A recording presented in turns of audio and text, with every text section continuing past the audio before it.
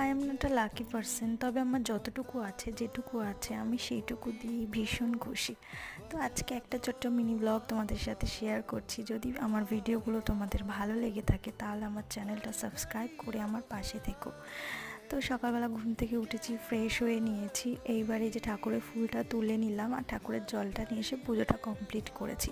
তারপরে কিছু জামা কাপড় কেচেছিলাম, সেটাই ছাদে মেলে দিলাম। আর এইদিকে আজকে খুব দেরি হয়ে গেছে রান্না বসাতে, তাই তাড়াতাড়ি করে এই যে উচ্ছে আলু ভাজ আর আগের দিন মটর ডাল ভিজিয়ে রেখেছিলাম, সেটা দিয়েই বড়া করে একটা তরকারি করেছি। আর রান্না করতে করতে আমার প্রচণ্ড গরম লেগে গেছে।